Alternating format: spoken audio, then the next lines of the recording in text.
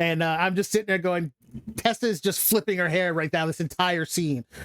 And seeing all those TIE strikers and the bombers just hanging in the bay, it was like, oh my God, this is amazing. There's nothing else that the Empire remember, does. You remember how Corey wanted confetti and streamers last episode? No, here we go. Called it. And I want to replay the segment where I said Mandalore is one of the cloning planets. You're gonna make me do that much work, huh? I see. Yeah. He proclaims, he's like, I bet you never thought that you'd find me here. He's like, and now, thank you, Bo, for bringing me the rest of the Mandalorians, and I can complete my complete destruction of the Mandalorian people. Because actually, if there's nothing else the Empire actually did fear aside from the Jedi, it was the Mandalorians. So for him to have under his collar the complete destruction of the Mandalorians, that would pretty much solidify his role and his what do they call it? His roles in the history books for the Empire. If he's to wipe there's out not a lot of Grand Moffs.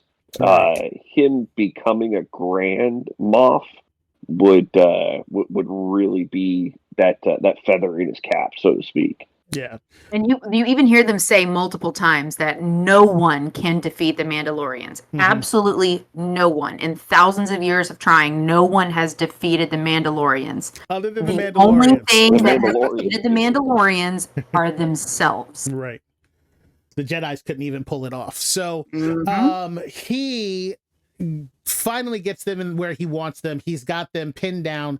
He closes the hatch behind them, and he gets a hold of Din, who for whatever reason decided he wanted to run out in front of everybody because he thought he was going to take out all of them by himself. And he got separated from the cowboy. He got separated from the group and Grogu as he closed the blast doors to lock the Mandalorians inside of that I guess should be an airlock, but whatever. And Din puts up a fight.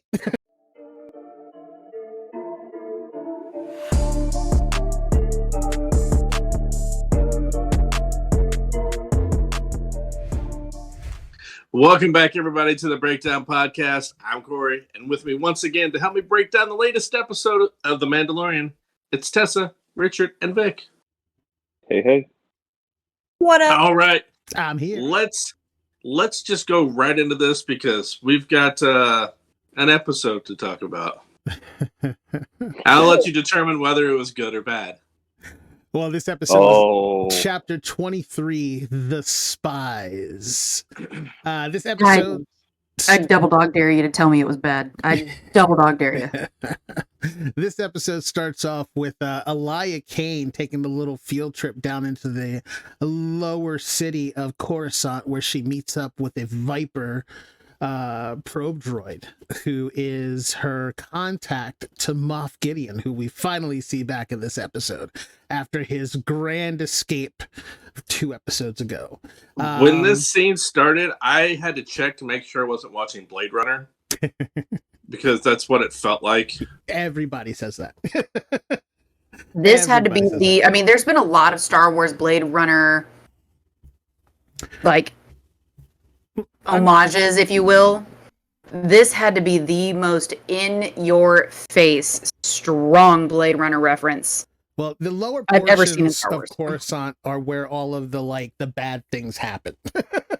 It's where all the criminals and the low lives and everybody else hang out. They make sure and it just happens down, to look like the city in Blade Runner. They stay down in the lower levels of Coruscant, away from the good upstanding folks. So she reports back to Gideon, and he's a little pissed.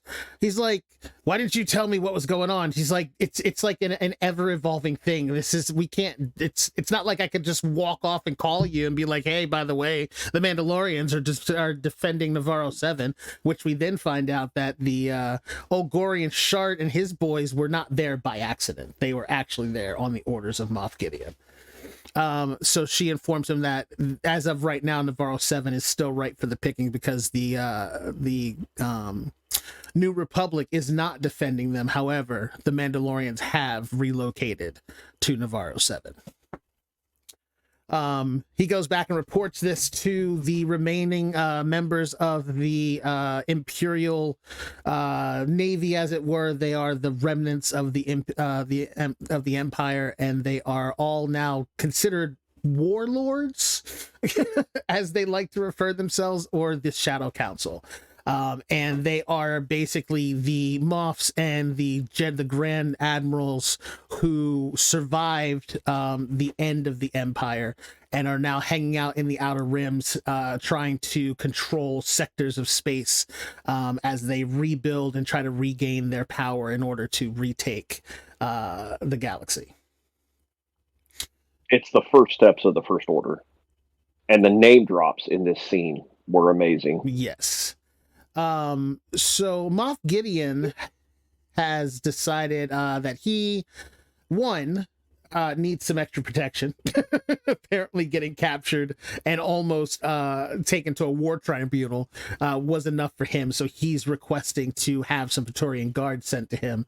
And they're like, who do you think is going to try to assassinate you? Because that's pretty much why you get Praetorian guards, is to keep people from getting to you. And he's like, don't worry about it. I just need the extra help. And he's like, and don't ask me questions when you haven't done what you're supposed to do, as he's talking to Brendel Hux, who we know is the father of, what was his first name? I can't remember now. Anybody remember his first name from episode 7? General. That was definitely not his first name. But yeah, Young Hux, we'll call him Young Hux, who was the actual one of the main leaders of the First Order. His father, who was an absolute monster of a man, not by his prowess, but by his actions. He was a horrible person, and he is the kind of the progenitor of the steal them while they're young. Hold on. You're missing the fact that his father, while his father, he was a bastard. Yeah, that's the monster I'm talking about. I know, but you got to point that out, because literally the two, like us, know that. That's it. Nobody else is going to know that. Well, but that's part of why he's such a horrible person, because he was born a bastard and his dad treated him like absolute dog shit, right? Because he was a lesser thing. He was never good enough, all this stuff. So it raised him to be this horrible individual, constantly trying to get a leg up, be the best of the best, and, you know, do whatever, like, by sneaky means, undercutting somebody else who actually was better, going behind their back and undercutting them to get the leg up, because he knew he didn't actually have the true talent to be better than them naturally. Yeah. And because of his upbringing, or his lineage, Papa Hux did not treat him well, and he was his own in-house experiment on how to raise a child to be the ultimate soldier. And that's, like I said, was why it was kind of like the archetype. He became the archetype of stealing them young to turn them into stormtroopers and train them to be loyal, obedient attack dogs. And that all started with Brendel and his son. The other big name, Captain Palion, who is he was the 7th Fleet, right? Did I get that right? 7th Fleet, I believe so. So he was the admiral of the 7th Fleet, directly under Thrawn. And he mentions him. He name drops Thrawn a couple times, and that throws Gideon into a rage. And he's like, well, you keep talking about Thrawn, but no one's seen him. Like, is he your Canadian girlfriend nobody really has met yet? He's like, you shouldn't disrespect Admiral Thrawn. Don't bother talking about him. We're not going to see him in this series. He's being saved for the other series that's about to start. However, with the mention of him, it gave Gideon the ammunition to suggest that they need to choose a new leader. They need to choose a new leader of the Shadow Council. Hey, stop. Now, one thing before we even got to the Shadow Council part, whenever he was walking through the hallway, yeah. Number one, I got big flashbacks of episode 1, where Qui-Gon Jinn and Obi-Wan were chasing Darth Maul through the laser barrier hallway. Mm-hmm. All the ray shields. that whole thing was flashback. And then number 2, the helmets on the troopers that he was walking past, which I get it. It's, we find out later in the episode they're supposed to be Mandalorians, but the shape of the helmet that they're wearing immediately made me think that it is a combination of clone trooper helmets and Sith trooper helmets, which we haven't seen yet, but timeline wise, but it looked like the shape of the eyes cut out, and then the drop entry where the nose would be, and the shape of the eyes dropping reminded me a lot of the Sith trooper helmets as well. So I thought that was a nice bit of foreshadowing just through costuming right there. Right. So after we find out that basically each of these warlords seem to be entered into a science fair that apparently they're each trying to impress someone, which we all know who that is. And they're all doing their own experiments. They've got, Project Necromancer is going on. Moff Gideon is creating his Dark Trooper armor sets and his Dark Troopers. And obviously Thrawn is just being Thrawn and doing whatever the hell he feels like doing. Though we know that he's working against the overall good of what they would consider to be their empire. But with that being said, Gideon is like, send me the extra troopers I need. We need to be prepared. There's going to be trouble on the horizon. And that leads us to the return to Navarro 7. Well, before we leave this, the part of the conversation where Gideon is starting to install dissent amongst the ranks whenever they're talking, if you will. Like, he calls everybody out about how they're not doing enough, because you can tell immediately Hux and his regime is at the top of the pier. They have the most control. They have the most physical. What am I looking for? They have the resources. The resources, excuse me. Thank you. They have the most resources, and he even points that out. He goes, you have more resources than any of us. You should be sharing the wealth. So he's trying to start dissent amongst the ranks. But if you think about it, the fact that he points out that you have way more resources than anybody else, why aren't you sharing the wealth? That's an obvious kind of prelude to the fact that they're already starting on Starkiller Base. Yeah, so they're squirreling away all of the resources for everything. Right, and one of the things that he asked for was he asked for a new TIE squadrons, new TIE bombers to replace the ones that Bo-Katan and Din Djarin shot down. And so that 20. goes back a few episodes, and the idea of, well, where did these come from? They obviously they followed them from Mandalore and destroyed Bo-Katan's castle. So this is all brought as a revelation a little later on in the episode, but in my mind, I'm going, why did he wait so long? Like, I know he was probably trying to bide his time and maybe hide, but why would you all of a sudden just like show your hand and go after her castle at that point when she has backup, when there's somebody else with her, when she's sitting there mad on her throne by herself where there's nobody to help her, is when they should have bombed that thing and just ended the problem. No, because when she was sitting there, she hadn't been back to Mandalore, and she said Mandalore was cursed and it was nasty and horrible and nobody should be there.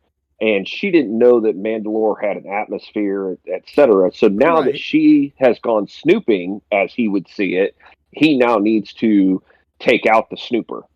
I say you take out the problem before it becomes a problem. Yeah, but she wasn't a problem because she felt that it was cursed, and so she was avoiding the planet. Mm-hmm. She could have gone back at any time, but because she said that it was cursed, she stayed away. I think the reason that he did it at that time was the fact that he started to realize that, oh shit, her and Din are starting to combine forces within the Mandalorians. I was depending on this fact that they all hated each other and they would never work together. But they're clearly starting to work together. I got to do this now. I think that was what sparked it. I don't know. We know where it ends out. But as she reclaims her fleet at the end of last episode by taking on Axe Woves and defeating him in open combat.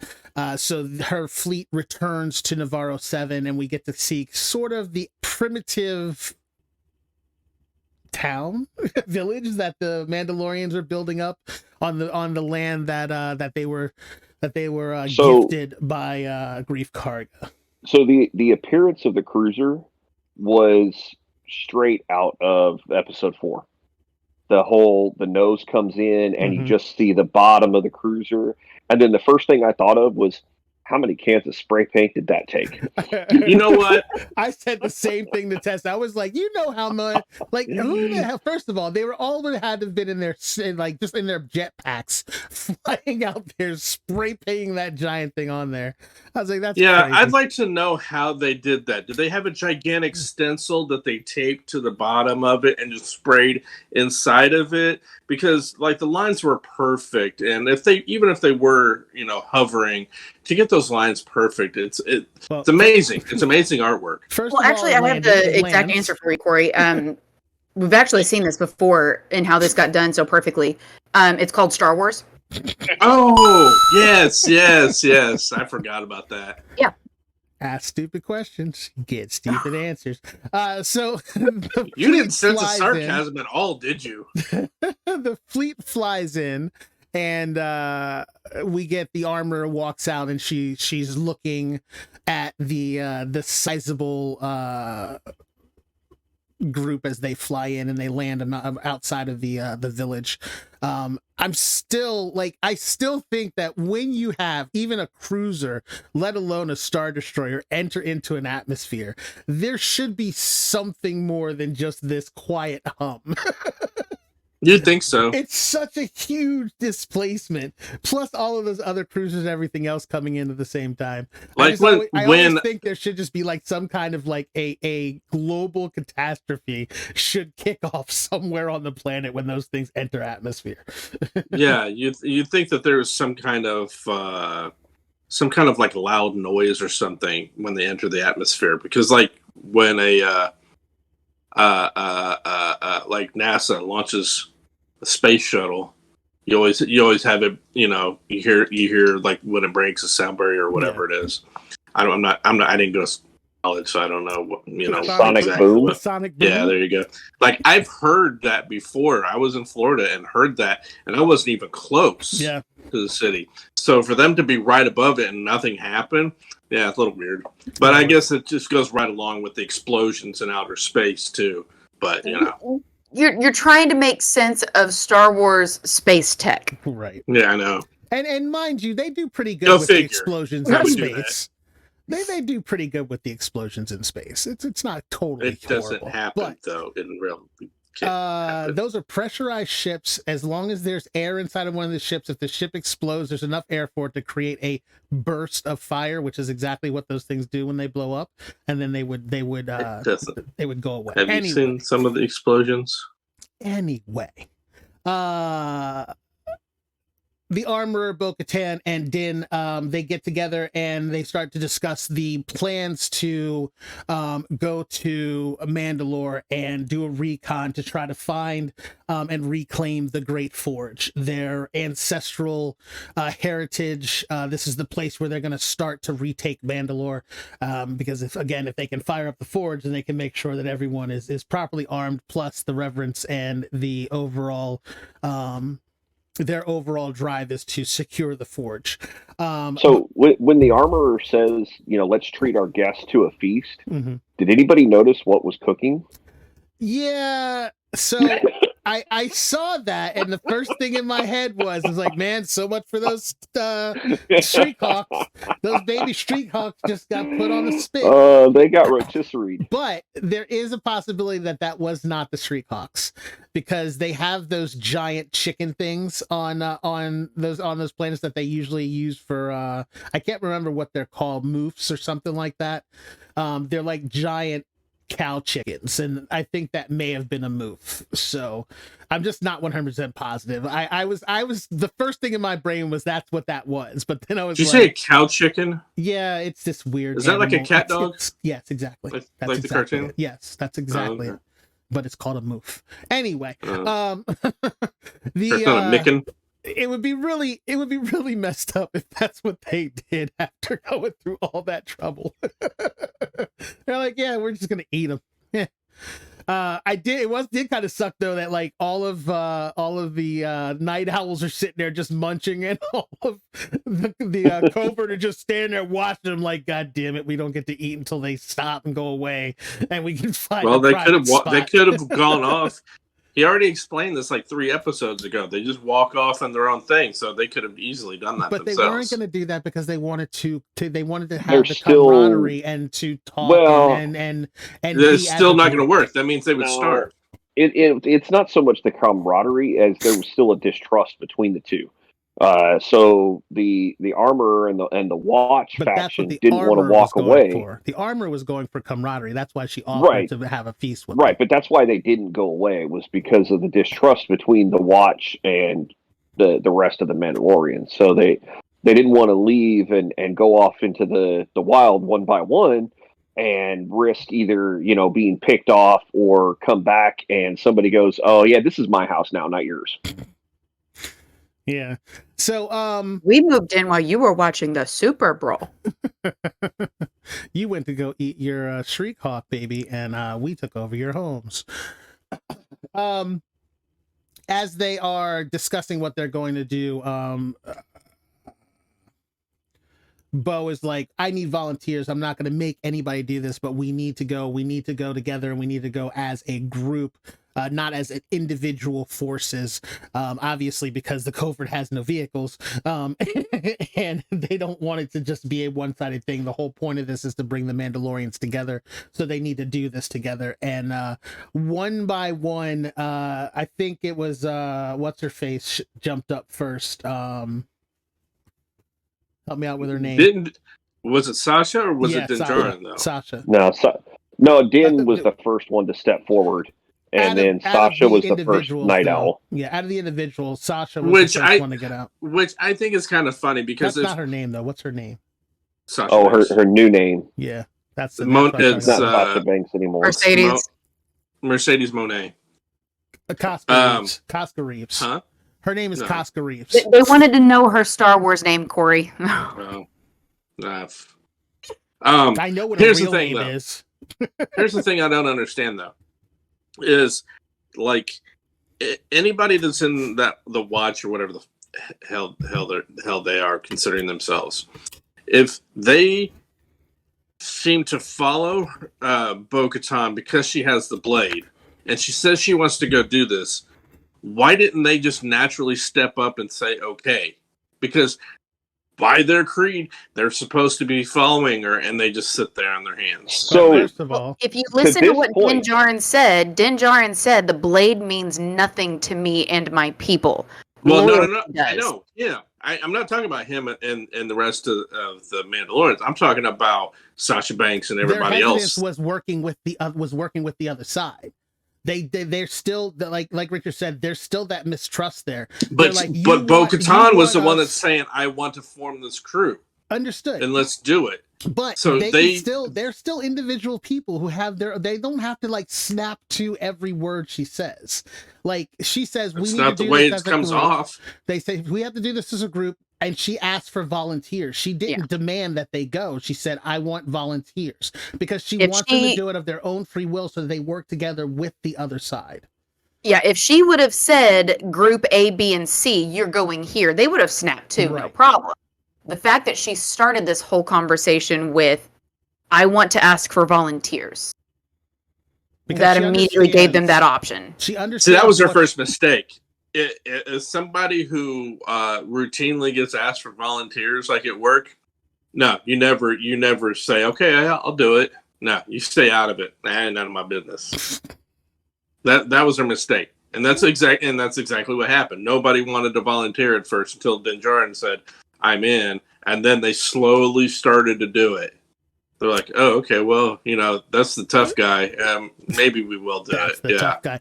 Despite Corey's obvious dislike of the fact that people have free will, they all start to one by one volunteer.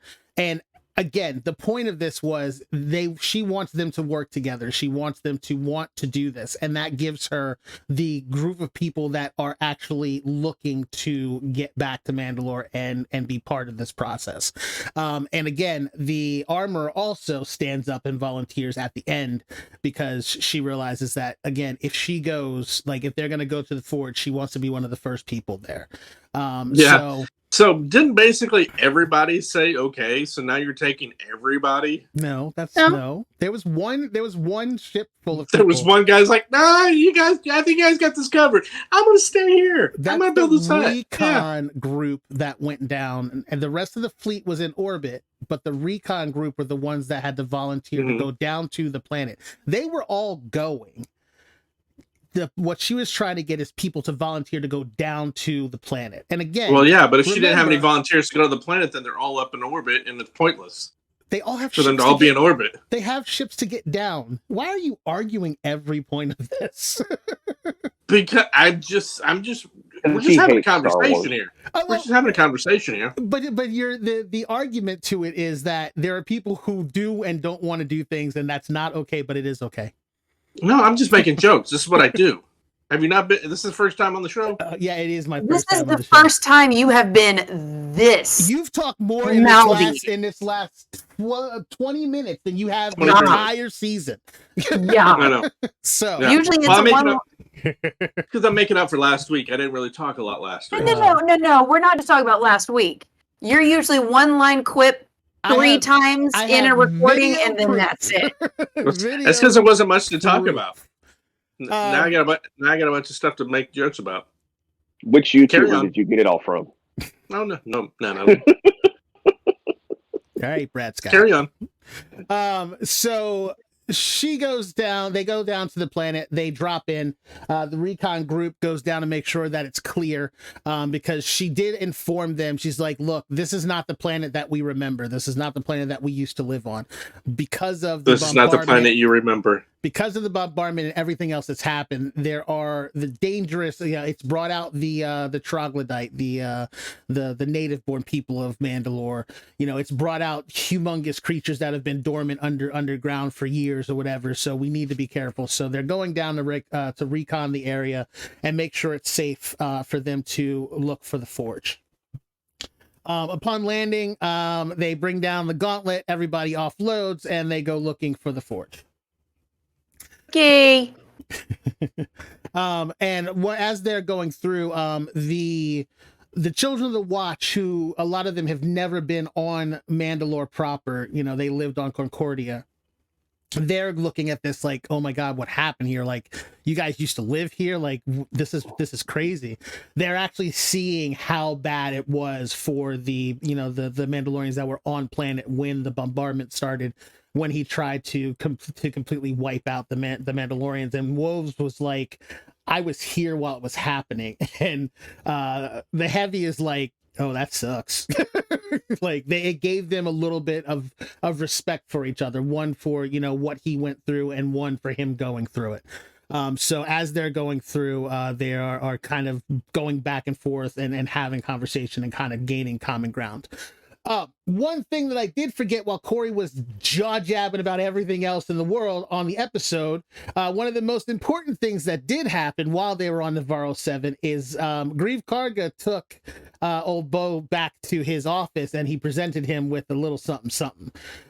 This is one of the biggest things to happen in this episode, quite possibly in this show this season.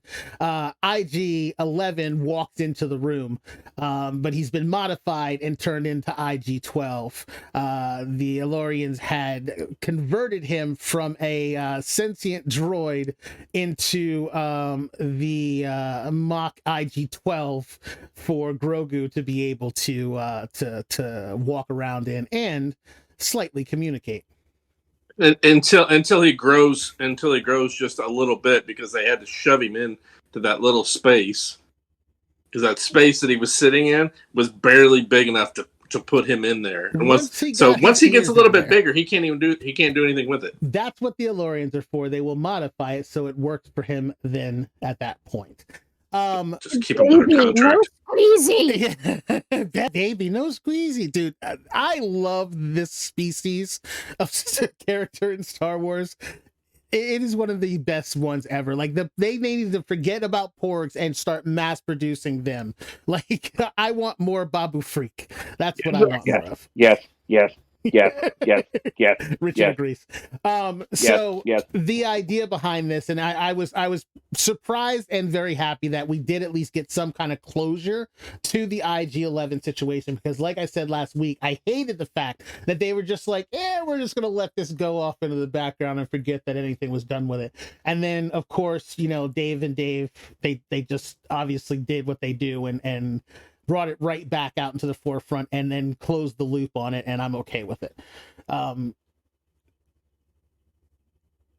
Giving Grogu not his own voice, but allowing him to obviously everyone to understand that he gets what's going on. He's not the baby that they think he is. Like, he understands the concept of everything that's going on around him. He knows how to find his own food and acquire his own food by force if necessary, and he understands the general nature of the people around him enough so that even when it comes down to him being a cooler in situations later on in the episode, he's able to do so. So I think this also gives him the next level of his reemergence of who he is as a individual, not just the child or the baby or however they want to refer to him. Mm-hmm. And the voice thing, the little button thing, that got annoying really quick too. Let's not just gloss over that. Okay, hold on. Well, let's that take was a the vote. point. Hold on, let's take a vote. Who thought that was the most annoying thing about that? Well, that was the point, Corey. It was supposed to be annoying to Din Djarin because he already wasn't a fan.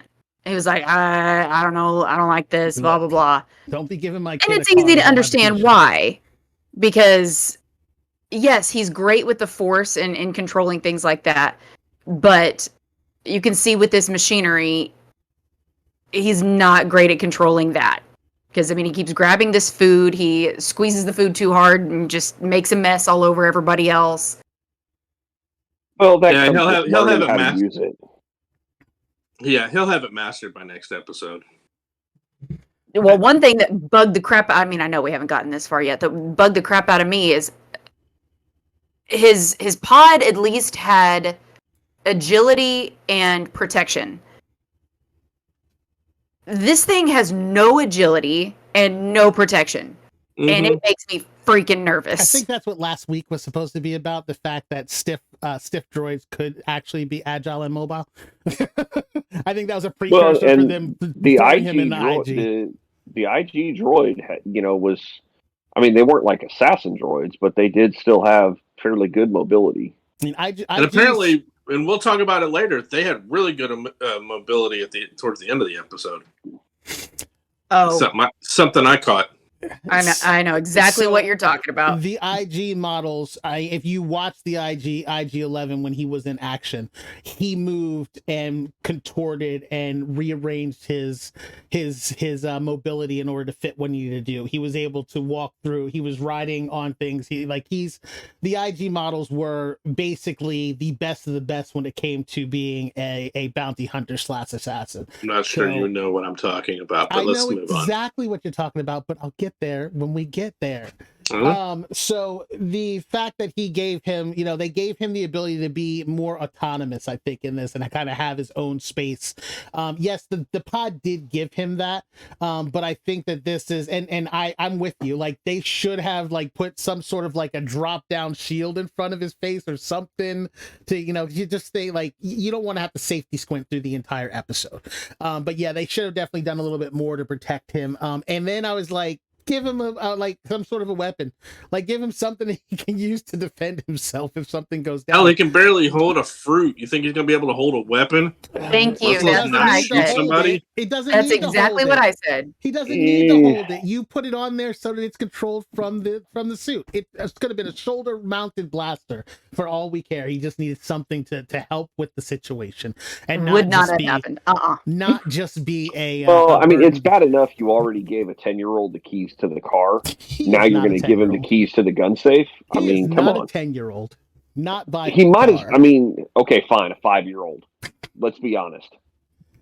Fine motor skill functioning, yeah, he's a 10-year-old. He is less than. Let's be he honest. is less than 50 years younger than 50 plus. Yoda was when he became a Jedi Master. So this is the part in the video where you insert him doing baby voices, Grogu doing baby voices to prove Richard's point. You do it. No, I'm just giving you suggestions. Yeah. Uh-huh. I mean, Richard, I'm here to help. I'm here to help. I'm not always the bad guy here. His abilities to move are literally limited to how far does the guy throw him.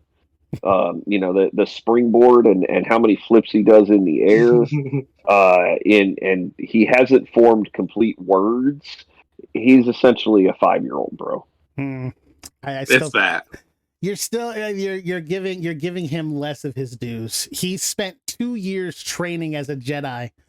You don't go through 2 straight years of training as a Jedi. We've seen what Richard has said. You don't go through 2 straight years of training as a Jedi as a 5-year-old. Dude, he barely walks and falls on his face. Because he's wearing a freaking smock that goes over his feet. If you were wearing a dress, you'd trip too. Speak for yourself. Okay, Corey, I have questions. I don't want them answered. I need to know. Next time I come over, I'm checking your closets. Apparently, you know things we don't.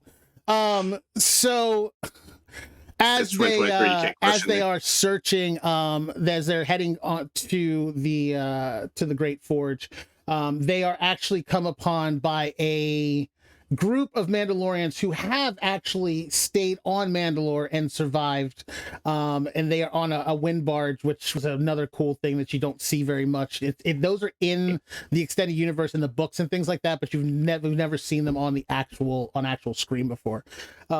So this group of kind of like sand pirates, I guess. I don't know, but they're surviving. The first thing they ask them when they stop them, they're like, "Hey, you got food?" I gotta say, we have seen them before. The wind barges, we have seen them before. It was very brief, but we didn't see them in action. We saw them sitting there. Where? Whenever Rey went to go find Luke, and she found Lando Calrissian instead. That same part where we found out they fly now. I don't remember seeing the sand barges there though. Oh yeah, it was one of the little settings in that whole celebration thing. Oh, okay. I've forgotten all about that movie. Of course you have.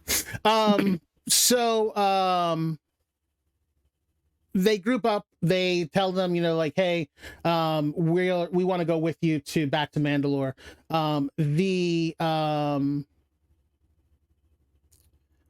Dang it, Corey, you got my brain like all muddled now that you went off on a tangent. We're so shocked by the amount of talking you're doing. We just don't know what to do with ourselves anymore. Completely. So they're traveling. He's like, we can not only can we show you what we show you the forge, we can take you there. So both groups now, all 3 groups get together and they're heading back towards the Great Forge. And as this is going on, they're just passing the time. And Paz Vizsla and Axe Woves are playing basically chess. And the way that they play the chess, even they argue about, like, these 2 groups can't not argue apparently, because he's like, you can't move that way. He's like, that's exactly what he's supposed to do. And he's like, that's against the rules. He's like, whose rules? Your rules? And the vibroblades come out. I mean, this is like playing Monopoly. It's a classic example of Uno, playing Uno with like a bunch of different friends. It's whose house rules? Because are we playing by your rules? Because you have this rule with playing the reverse. Can you stack another reverse on top of that, or no? A draw 4 becomes draw 45. If you have enough of them. Draw 4. No, you drop 4. No, you drop 4. And according to Uno, that's actually not allowed. Right. But right. But I say Uno, shove it. It goes on the stack, baby. It goes on the stack. The world says that Uno doesn't know how to play Uno. So. Nobody agrees with Uno. Corey probably agrees with Uno.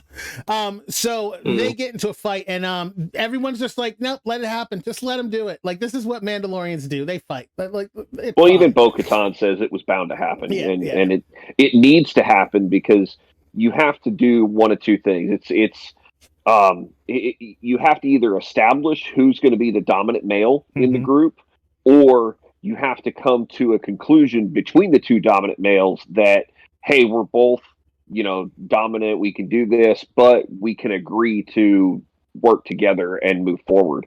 So it had to happen, and you had to have some sort of a resolution out of it. It's like when you couldn't just, and Bo couldn't step in because then she would be seen as taking the side, and right. The armorer couldn't step in because then she would be seen as taking a side. And it's the same issue when you would fight with your sister as a kid. If mom steps in, mom's taking the sister's side. If dad steps in, he's taking your side, or stepbrothers, whatever, So this happens all the time. And that's essentially what this was it was two stepbrothers fighting, and nobody could take, the mom and the dad couldn't step in without being seen as showing a favorite. When it's also part of their religion, because there's such a battle-centric society and honor-bound society that if there's a disagreement and there's basically, for lack of a better term, a duel instigated, I can totally understand how that's against their rules to break that up. Right. Like there's honor that's being impugned, and it has to be defended by their rules, and their rules are battle. So you stopping that is basically stopping your religion and their way of life, and you can't do that. So you involve the only person who's on that barge who has not taken the oath and is not bound by Mandalorian law yet, and he intervenes. I do love the way Axe Woe started it, though. He becomes the voice. Grogu becomes the voice of reason. Steps in. Wait, hold on. I got to comment about the whole thing before we get to that. I don't think this scene was really. I don't think it was necessary, and only because of what happens at the end of the episode. Is there any scene you actually feel is necessary? There's some. But I'm serious. I'm serious when I say this now. I don't really think it was necessary, because I think if what happens at the end, I know I won't jump that far ahead, but thanks. When it happens, it really negates this, because you could have kept this tension between these two going at least for a couple of episodes until they finally gain each other's respect. There's only one episode left. Okay. Well, at least you could have done it in the next episode. They still, but see, the thing is, the thing is, I think there was the tension. You have the tension, you have them fighting, and then eventually they earn each other's respect because something happens in battle, and then so that tension, that wall of tension is gone. But because of what happens at the end of the episode, you don't get that resolution. Did you miss that entire thing happening? That literally happened. I have an exact answer for you, Corey, but I'm not going to say it until we get to the part about what happens at the end. So once we get to the part that happens at the end, I'm going to answer exactly what you're talking about. So what you're talking about is the fact that keeping the tension between the two groups, Paz Vizsla, and then they're the two beta dogs for each side, right? So both of them are barking at each other in this, and this is what they're doing. They're arguing with each other. They're getting into this fight, right? Grogu breaks them up. They don't like each other. They don't trust each other. Through the course of them walking through the destroyed Mandalore, the place of their origins, the place of their people, they have a conversation during that time about how badly the planet was devastated, how all these people died, how terrible this was. That thing right there, as they were speaking to each other, at one point, Paz actually says, you lived here? Like, you went through this? And he's like, yeah, I was here when all this happened. And he's like, oh. He's like, well, that really sucks. And that's where they had that kind of, they met that common ground. Like, I can't believe you went through this. And that gave him a little more respect for him surviving that great catastrophe that happened. But As this fight goes on and it gets settled, they do end up sitting down and breaking bread, and they have a conversation. And we find out a little bit more about what actually happened with the Great Purge of Mandalore, and the fact that everyone thought that Bo-Katan had basically betrayed them, kind of, and they didn't understand. Like they had a hatred for her because they believed that she gave up Mandalore to Moff Gideon, and then they found out that evening that she didn't give up. She was trying to save everybody because she knew he was going to murder everyone on the planet, and she thought, and he agreed to, that if she gave over the rule of Mandalore, that he would spare her people. And as the queen, she wanted her people to survive, and then he turned around, took the Darksaber, and then still glassed the planet. I do have to correct you on one part. They didn't know that she surrendered. They thought she fought till the end, because they were sitting there going, they did this to us because we wouldn't surrender. They did this to us because we wouldn't surrender. And she had to stop them and say, but we did surrender. She did surrender. I surrendered. Right. So they didn't know that she surrendered. They thought that she fought on. And she had to fix that. But then she explained why. And then you can see Corey's Sasha Banks, a.k.a. Mercedes, a.k.a. We're going to move on. She tries to speak up, and I think she was trying to speak up in Bo's defense. Yeah. Before Bo throws her hands up to kind of silence her and say, I deserve whatever they're going to throw at me. Let them do this. Because she was probably there when it went down, and knows what the real deal was. But that also gave her kind of it also softened the blow for everybody else about, the reason why she was doing what she was doing, and why she was so hell-bent on, one, reclaiming the Darksaber, and two, fucking up Gideon. Like, she wants him in the worst way possible, because not only did he go back on his word to her, and Mandalorians are all about that honor, but he literally tried to just do open genocide on her people. Yeah. After Bo admits to her part in the purge of Mandalore, the group kind of just lets it go. Bygones are bygones, and they realize that she's there to make good on what happened. So they're traveling. They continue traveling towards the Great Forge when the Crow's Nest realizes that there's movement on the horizon, and it's not just movement on the horizon, it's the horizon moving, and they end up running into, I want to say it was a Zillo Beast, because when its head came out, it kind of had the shape of a Zillo Beast at first, and it had some kind of like a club tail, and that's what kind of threw me off of that, but whatever it was, it definitely was not the Mythosaur. It 100% looked like an ankylosaur. They just replaced the spikes on the back with the shards of green glass. Yeah. Well, when his face first comes up, the side profile is like that rounded avocado face of the Zillo Beast. That's what threw me. But then when I saw that club tail, I was like, okay. And I kind of got a little bit of the shell looking thing in there. I was like, I realized that wasn't it, but I would have been happy if it had been a Zillo Beast and they had said that fucking Moff Gideon set it out after, and would have made me happy. I have a question. Yes. What does one mean when they say an avocado face? It's shaped like an avocado.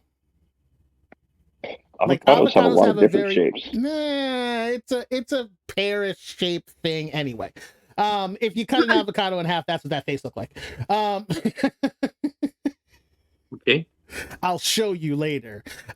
So the ship pretty much gets destroyed. They all abandon ship. The Heavy and Din grab Grogu under the arms and fly him out of there. And I was like, there's the next upgrade he needs, along with his Beskar armor. He needs a jetpack. They fly him out of there, and everyone jumps ship. So something else that we didn't really talk about, and was a big part of this, was the armor took a lot of the injured off the ship before... Off of the sand barge? Yeah, and she was flying them out of the atmosphere. Don't go into theories on that yet. Don't go into theories on that yet. Not doing theories or anything. Okay. What I'm saying is that we didn't I mean, because she took all those, so her taking all those injured crew out to the Star Cruiser also reduced the number of Mandalorians that were on the ship. Mm-hmm. So they weren't at full crew anymore, I guess. So there's less bodies on the planet now. Right. They still have the same number of recon people, though. They actually just added to their number, so I guess she's still within her tolerances.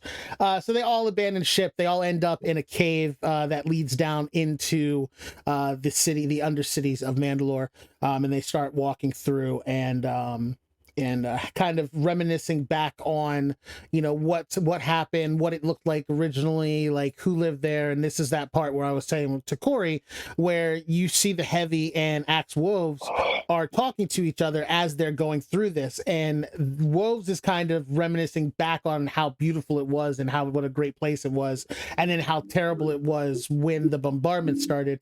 And the Heavy is like, this is more than I thought it was. Like I feel like they've only heard stories about what Mandalore truly was, and for him to realize like the devastation that that Bo-Katan's people went through when it was glass. I think that's where that kind of respect between the two of them started to grow. And as they are progressing further, deeper and deeper into Mandalore, they do finally come across where the forge is located. But unfortunately, they also came across a group of very Beskar-clad stormtroopers that they were not expecting to be anywhere on this planet. They even call it out. They say those are jetpack sounds. Yeah. So when they flew in. Coming. And as this progresses, they get into just a huge battle between them and the Beskar troopers, and they start to push them back. They start to win the fight. The troopers retreat, and the Mandalorians take chase. This whole scene, like as soon as I saw them going to the cave, I'm like, dude, that's like a bottleneck. Don't do that. That's a bad idea. And then they turned the corner and there was a light, and I was like, oh no, there's power. That's a really bad idea. Then the walls got smooth and there were lights. I'm like, oh, you guys are fucked. And then there was actual Imperial construction with lights and a hallway and a door. I'm like, you're done. You just, it's a trap. 100%. It was like it's like that scene in Empire where Han and everybody's chasing the troopers through Cloud City, and he comes around the corner and sees that large crowd, and he's like, oh nope, never mind. Yep, turn around, let's go the other way. Like he really should have done. Like they should have taken a page out of that book and just headed back the other way, because they got trapped. I gotta say, the look of these troopers was kind of cool. Probably my favorite one so far. Yeah, I guess they're supposed to be the Dark Troopers Mark II, even though they're all in white armor. Like that's the next generation white of Dark Beskar Troopers. armor. Yeah, white Beskar armor, exactly. Because they point out that they're all wearing Beskar when they're taking shots and not taking any damage, and so they started having to like shoot them in the neck and up underneath their helmet and stuff. Yeah, they're shooting them at the weak points, and as they grouped up into that corridor, all of a sudden in comes Darth Gideon. So all I could think when I saw him was like, dude so wants to be Darth Vader. Oh, he wants to be Vader so bad. He's got a poster of Vader on his bedroom wall. He wants to be part of the Darth party. He does not get that title. Do not give him that. He's all didn't black. he give it in to his himself? own mind, that's what he's calling red himself. Lights. He's got the long black cape, and he's even wearing a helmet. Yes, I mean, he is Darth Vader fanboy number one. He's like, if he had an online screen name, it would be Darth Vader fanboy #1. I mean, no, it wouldn't, because I already own that. Yeah. Trademark. Ew. Yeah, when he comes in, like he's just like, you know what? I can beat Darth Vader, and I'll do it with Beskar armor. He's like, I'm gonna one up that man and be better than him. And he comes in, and he is just as arrogant and as flippant as Moff Gideon is, and that's one of the reasons why he's one of the best villains in Star Wars to me right now.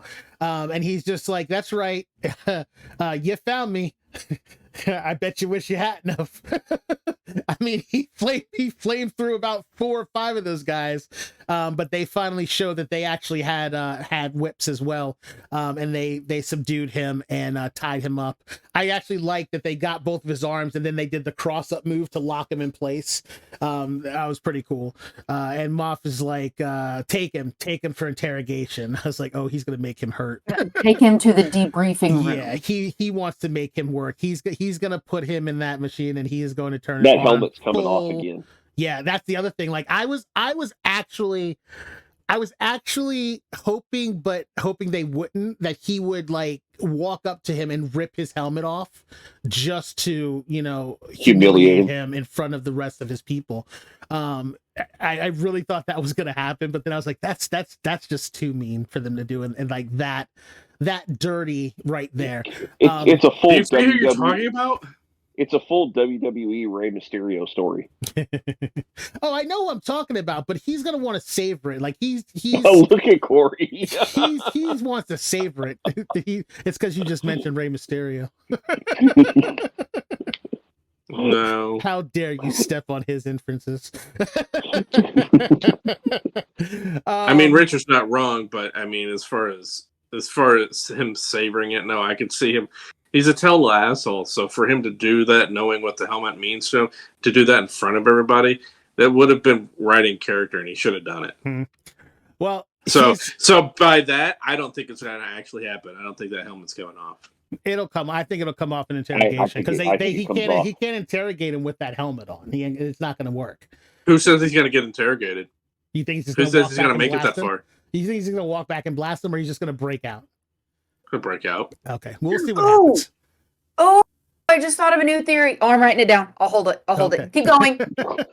So, placeholder applause till the end of the lesson. While this is going on and they're trapped inside of that kill box, they all stand up in front of Bo-Katan, and she walks back and she starts cutting open the blast door with the Darksaber.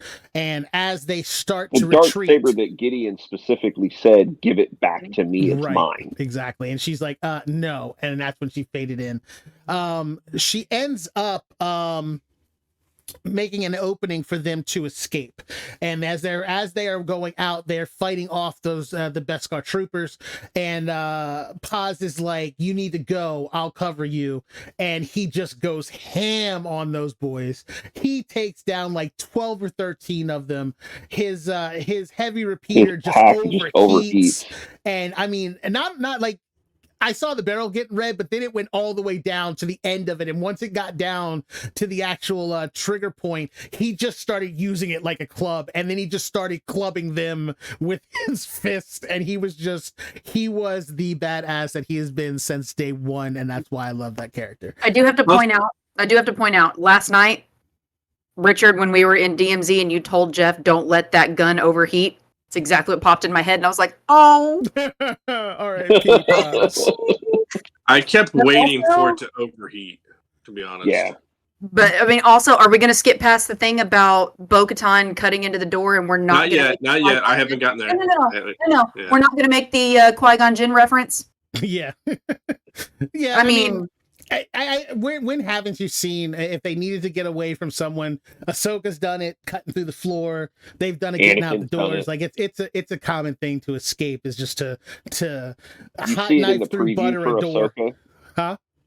You see it in the preview for Ahsoka. Yeah. So as they are all escaping, and I know the point that Corey wants to make is the fact that IG-12 was able to get through that hole. I'm pretty sure that's what he's going to bring up. Here, hold on. Let me take it from here. She cut that out, and then a bunch of people were going through, right? Mm-hmm. And I'm thinking, I'm looking at the size of the hole, which I often do, and I'm like, how is IG going to fit through there? There's no way.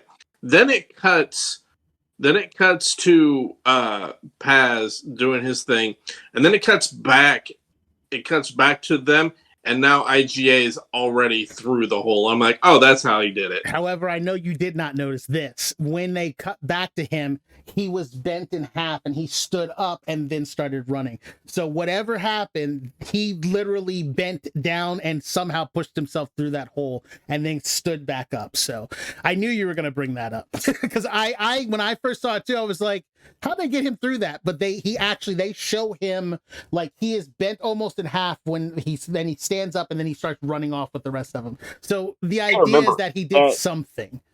You got to admit, the head on that IG droid is multiple cylinders, and they spin as needed. So if he bends at the waist, yes, Grogu's going to be upside down momentarily, but that head can pivot and he could walk out. Or in this case, since Grogu's piloting him, Grogu just turns around, walks him through, and off. Well, I guess it's a good thing that Grogu figured out how to do that. So, one thing that I wrote down in my my notes for this part, man, this Vizsla part just, oh man, it was tough to see. But I couldn't help but think, instead of saying somebody went beast mode, I went, Paz Vizsla just went black chrysanthemum on everybody and just wiped the whole field. Yeah. So much. I mean, he was literally just chucking people into the abyss. He was like slamming them into the walls. Like he just went off. There was no stopping him until the whole point of calling in the guard. Praetorian guards. When the Praetorians came in, I was like, he can take them. And he was at first. They did what Praetorians do. 3-on-1 is a fight you don't want to get into very often, even when you're as big as Paz, and your gun doesn't work. So now you're down to, and he pulls it out. You're down to your his vibro blade and his shield. Those weapons that they were using are designed for Beskar and lightsabers. Mm-hmm.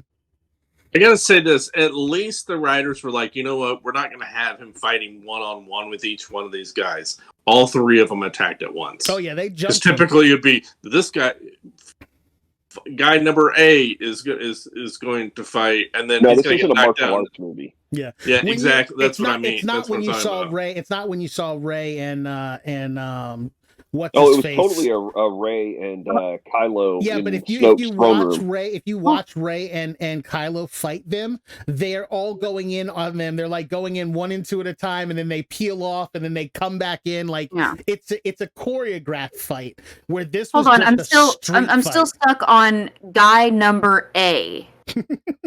That's my point. But this was a flat out street fight. They just jumped him. And when they saw that he's still they thought he was completely unarmed. And when he pulls out that vibro sword and his shield, they were like, yeah, just get him. And they just mobbed him and they beat him. And those, obviously those weapons are specially designed to murder anybody. Well, we've been seeing across. those type of or style of weapons in the movies going back to the guards that Grievous had. Mm-hmm. They all had that same type of a staff that could stop a lightsaber and could damage, things like that. And then, of course, we see it in the baton that was used in The Force Awakens. So this tech has been, and then obviously in the throne room fight. So I mean, this tech's been around and it's gotten used quite a bit. And I have a feeling that the Force Awakens. I feel like what the Force Awakens is not when we see them. It's the Last Jedi. No, the baton when he calls out Finn for being a traitor. Oh, the stormtrooper. Yeah. Okay. Oh yeah. You're still talking about Praetorian guards. That was not a Praetorian guard that had that. He's talking about the weapons. He's talking about the actual weapons themselves. Mm-hmm. But the other thing too is obviously he has modified their weapons. He's probably made Beskar weapons. because if you notice, they have not a hard time stabbing him either. They were literally able to penetrate his armor with those weapons, which meant those are Beskar weapons that they've created also. And Paz takes one for the team, gives them enough time to get out, and smash cut. That's the end of the episode. Yeah, I'm not real happy that like I wasn't like this fan of Paz, because by no means he didn't really show a lot of personality. But just the fact that you now know that he's got an orphaned kid, I'm not real excited about that. But he's an orphan Mandalorian kid. Yeah. whose father just died protecting. That's what I'm saying. He just lost his dad. Yeah. No, that child will now be elevated. Yeah, he will be elevated. That he child will be taken is care of by next every to Mandalorian. royalty. Yeah, He still doesn't have a dad. It's like when the child of an officer falls. When if a child of a police officer falls, every other police officer he served with steps up to be a substitute dad. And that's what's going to happen right here. Everybody is going to step in and train this kid in the way and make sure that this kid comes up to be a strong Mandalorian who lives up to his father's name. Mm-hmm. Yeah, I mean, of course, it's still sad. He doesn't have his actual legitimate dad. I mean, that's sad. But the way that the Mandalorian creed and lifestyle works, that child will want for nothing. Rest of his life. Paz lived up to the 6 creeds of the Mandalorian tenet. Absolutely. And that's to protect family, protect his people, protect his family, and to live up to the and to die with honor. And that's pour one out for Paz Vizsla, y'all. Pour one out for Paz. So Ragnar will be well taken care of. The end of this episode, it was rough, and I was just like, oh, don't let him be dead. I know he's dead. Like there's no way he's not dead. I don't think there's any way around that one. I was like, oh man, don't let him be dead. I don't think he's coming back from that, bro. But I will. One thing I want to point out before we move on to theory: the Praetorian Guards. Of course, we've seen them in the sequel trilogy. These Praetorian Guards, awesome. Oh, they're ninjas. So cool. They're now so ninjas. Freaking cool. But I absolutely loved how costume designers and the artist rendering of these costumes before they made them, they were very, very deliberate in the helmet design for these Praetorian Guards. And I freaking love it. Because, I mean, if you're not aware, Praetorian Guards are not just a Star Wars thing. They were legitimate Roman guards. They were top tier black ops, special trained. Like there was no one better. Navy SEALs of the Roman army. Absolutely. Roman guards, they were the best of the best. They were called Praetorian Guards. So if you look at the helmets of these Praetorian Guards in this episode, they look very Roman soldier helmets with the way the eyes cut out and like the nose drop. It's not just a solid blank space like with the Mandalorians. You still have that red strip, but then you have the blank slits on either side that make it very Romanesque for those helmets. And that was one of my favorite visual details about this whole episode. That was very cool to me. The realization that, so like Richard was saying, the armor took the weakened Mandalorians that had been trapped on the planet up to the fleet. The fleet is still out there. The kicker is though, Is it? Yeah. Hold on. The fleet is still out there because he actually says that you've brought my fleet back to me. So Moff Gideon is obviously watching him. So our only inference that the fleet is still there is that he came up and said, you brought my fleet back to me. So it's still up there. Who has control of it, we don't know. But with that fleet out there, the idea would be that they have reinforcements, but we don't know how many troops he has garrisoned at that base. But the fact that they've got kind of an even playing field when it comes down to it, they may have more firepower. Possibly. They don't have a whole lot of fighters by the looks of things. But if he just got resupplied with bombers and interceptors, them being able to survive that that battle, even with the fleet that they have up there, is probably not a good chance.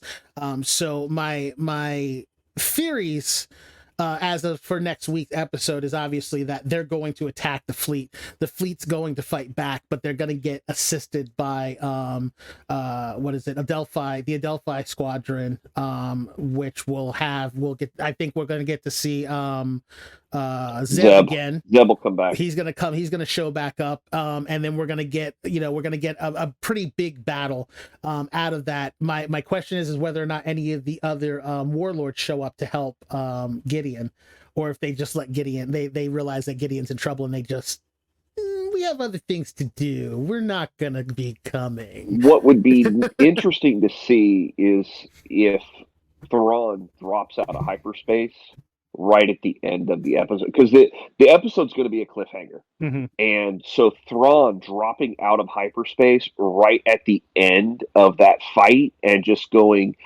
I'm here, and then we fade to black would be like the perfect ending for the season. I don't think he will, because the Purgle and Ezra still have him. The Purgle and Ezra still have him. So I don't see us just seeing Thrawn pop up on his own without some kind of explanation of how he got loose.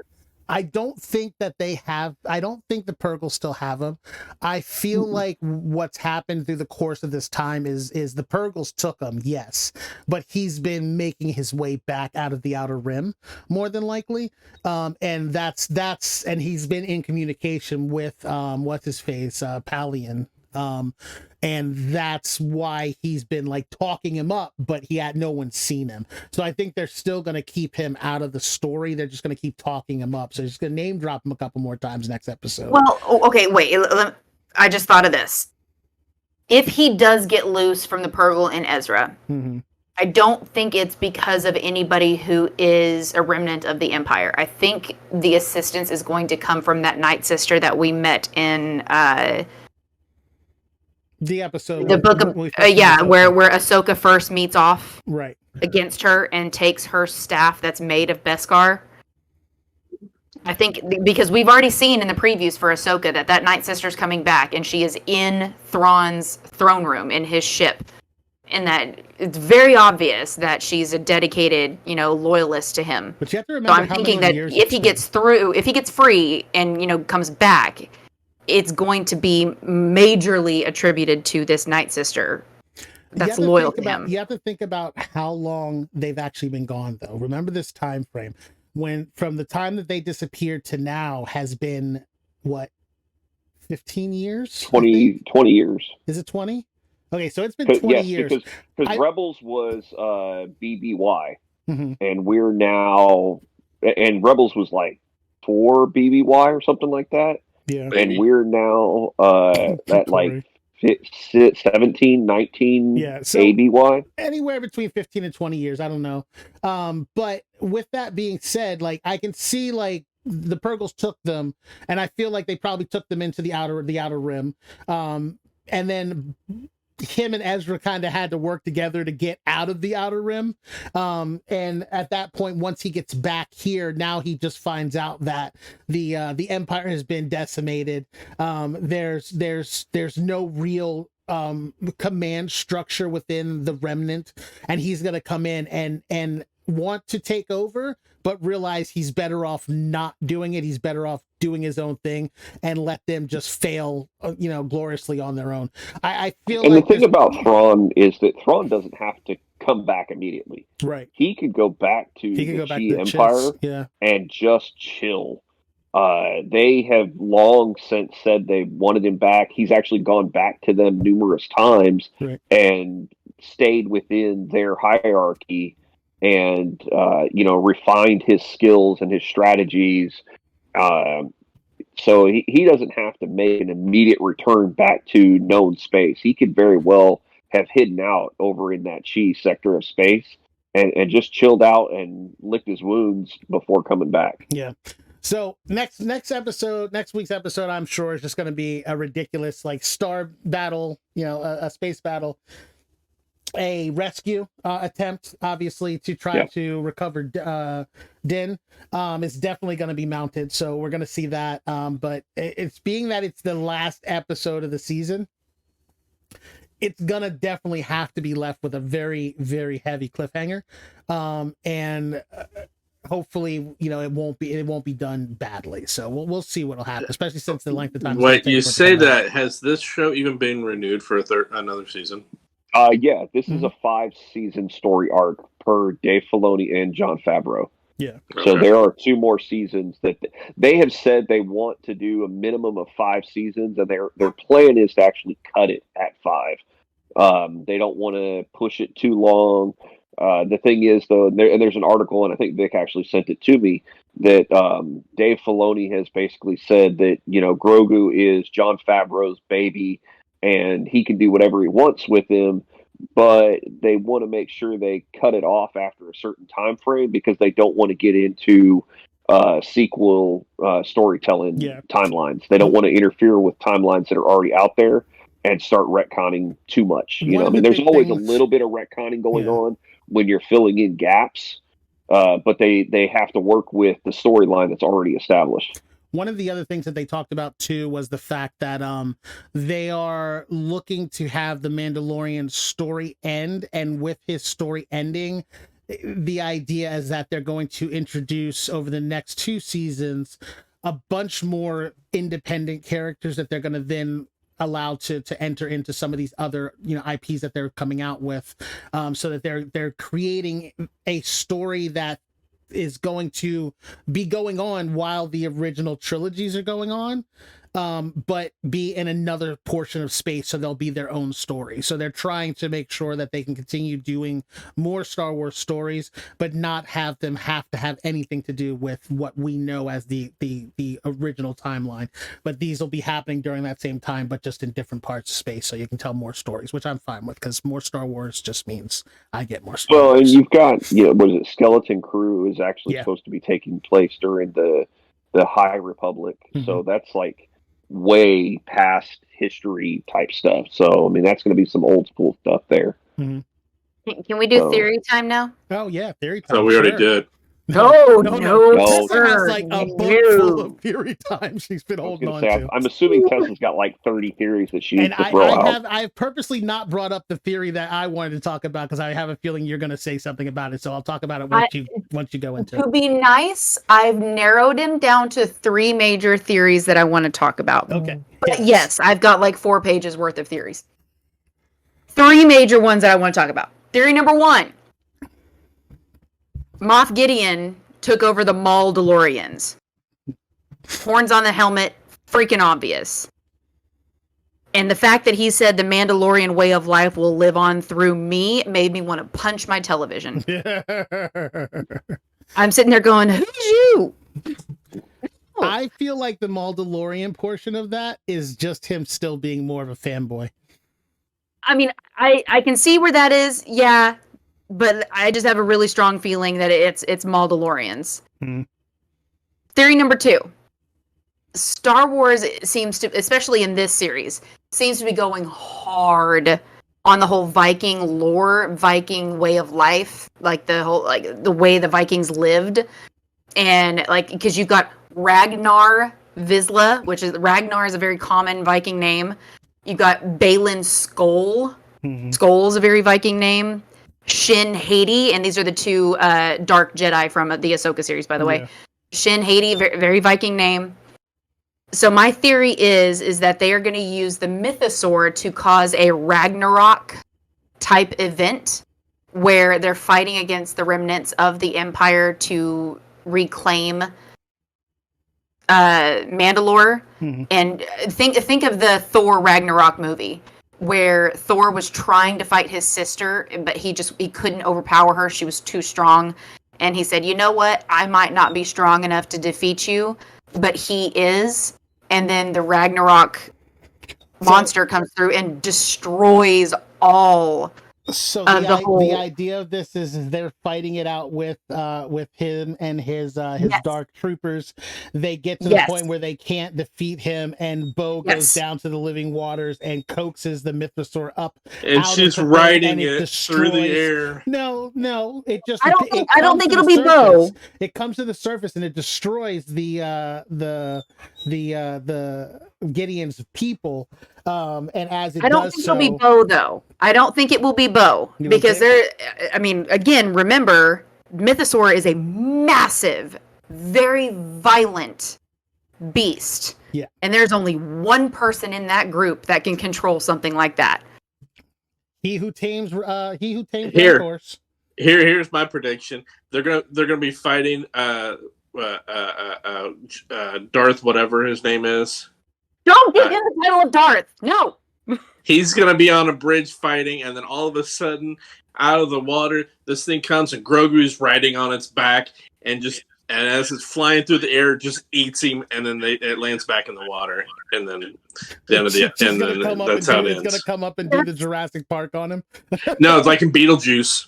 No. That's But- legitimately what I was thinking, though, Corey. That's legitimately what I was thinking, is that Grogu would go get him, basically, with Din. Din would be with him. But Grogu would be controlling him. They would ride in, destroy everything, destroy the ships, destroy Gideon. Heck, I'm even If this down on the happens, train. I'm gonna be Can we get a laughing rise through of the the entire Valkyries? scene. I'm down. Not only I'm that- down with the idea of him even eating Gideon. I'll be with you on that one. I'll go with the idea of him eating I him. told you that's what needs to happen. But here's the other thing though. If that happens, all you're gonna see in the background is sad Bo. She's like, but I have the dark saber. And I think that's going to be good for a purpose, though, because we still have more seasons of Mandalorian to go. There This has is to be true. conflict. This is true. You can't have a story without conflict. All I know just is don't- I'm gonna be laughing if that really happens. I'm gonna be just dying laughing because you're gonna have this toy Grogu sitting on the back of this CGI looking monster thing, and it's just gonna be funny to see. Go ahead, Richard.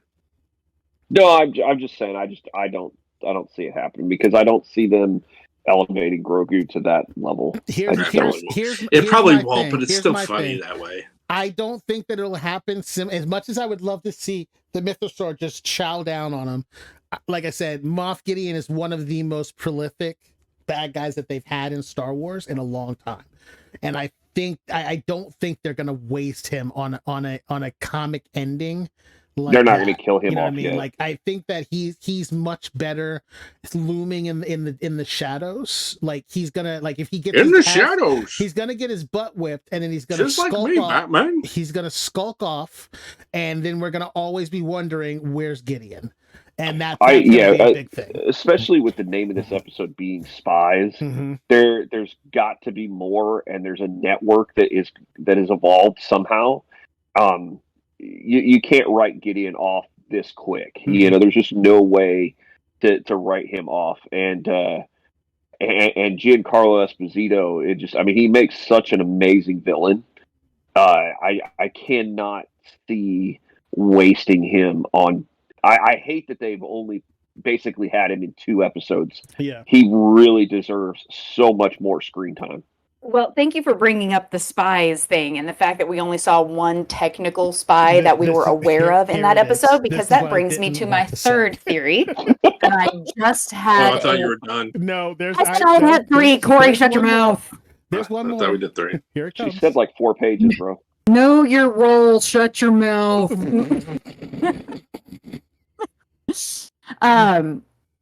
No, so, and this is the one that I had like, oh my god, I just thought of this earlier in the episode. So my third theory is in the debriefing room where they took Din to before R.I.P. Paz Vizsla. I think what's going to happen is they're going to take him to that room. They're going to take his helmet off. And then one of the lights in the very back of the room is going to turn on. And we're going to see the armor. And she's going to take her helmet off, and we'll identify her as not only the second spy, but also as Rook Cass. She wants Rook so bad. She does.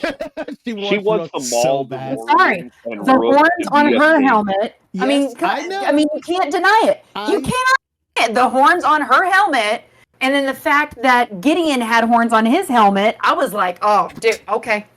Okay. Again, And the then her horns on his helmet- conveniently volunteering to take the injured Mandalorians off world and up to the ship so they could be safe. So she's not there when everybody else gets their ass kicked. Pretty convenient. They sent troopers to kill her. Sure. Keep that in mind. They sent troopers to kill her. You know, we saw her fight them all. To take Tessa's side, we never saw that. We did see it. Boy. It was in the movie. Well, I mean, even if they sent troopers, they can say that they sent troopers to kill her, but really it's backup for her to take over the fleet. I'm talking about in the first season. They sent troopers in to kill her. She just beat them. Was there a body? Oh, I know what you're talking about. In the sewers. Yeah. Moff Gideon down in the sewers. She beat everybody. That was why they left Navarro, but they sent body. people. Her body. Obviously not her body because she lived. Okay. Why would you see her body? As we're pointing out, she won the fight. Okay. So this could mean that the armor is still Rook Cass. There's nothing to negate that idea. Give me proof that it 100% cannot be her. Okay, so here's the kicker. Okay, the Rook and she talks about me fangirling. Well, the Rook Cass thing has to be an armorer, to be a person who creates Beskar armor. That's not something you just fall into and learn. That is a pass down from generation to generation to generation. Rook Cass, yeah, we talked about that. Rook Cass is a fighter. Like that wasn't who she was in any way, shape, or form in any incarnation of her. Mind you, I'm not discounting your theory. I'm just saying Rook Cass was a warrior class. She was Didn't the armorer state that she had worked in the forges of Mandalore? Yeah, she did. Yeah. That's well, it would explain why everybody's got different colored. That's the only Beskar. push. Well, the reason why they have different colors because of their clan. That's their clan coloring. But my only pushback is that fact that they come from two different casts of Mandalorian. Now, maybe she went down there and found the secrets to smelting Beskar when she ran off like a coward originally to hide after Maul got defeated. I mean, maybe that happened. And maybe over these 15, 20 years, she's just figured out how to do it. But it was a very closely guarded secret that they did not share with anybody. So for her to all of a sudden become an armorer, I find that hard to believe. Now, if someone be a spy, if someone was going to be a spy, it would be Rook Cass. So that part I could definitely go with, but I just don't see her being the armorer. But I want to make it clear. I'm not sitting here saying I want it to be Rook Cass because I love Rook Cass. Oh my god, that would be so cool. That's not what I'm saying. I'm just saying I think this is what's going to happen. I see it, written down. I just see this happening, and I can lay down facts and reasons why I think this is going to happen. We can talk about this for hours, but Corey ain't got that kind of attention span. I'll cut it right here, and the only other thing I will say is when it turns out to be correct. Oh, here we go. Y'all better throw me a freaking party. Here's my kicker. If it ends up being the armorer that is the second spy, it will solidify all of the Mandalorians coming together because they are going to want to annihilate her. Dead. She will be the one thing that brings every last Mandalorian, no matter who they're with, no matter whether they're with the Watch, whether they are whatever clan, they are going to band together and they are going to go for her. And there will be nothing to stop them. Without giving me an entire freaking backstory, you said the second spy. Who's the first one? Elia Kane. Kane was the first spy. Elia Kane, the one that was talking to the droid. The chick that worked for Gideon. Okay. I'm thinking in terms of the Mandalorians themselves. No. The episode was called Spy. Yeah. Plural. We know she's a spy, so somebody we saw within the episode, in theory, also should be. And plus, I mean, they didn't even have to throw the S on the end of spies to make us think that there's more than one, because every single episode we've watched, whatever they've titled it, we've been able to find multiple people that apply to that title. Right. So, all right. That is going to end our episode. We do want to thank you for listening and, of course, for watching. On behalf of Richard, Tessa, and Vic, I'm Corey. We'll talk to you next time. All right. Peace out. Dark side's better. Dark side's better. We have cookies.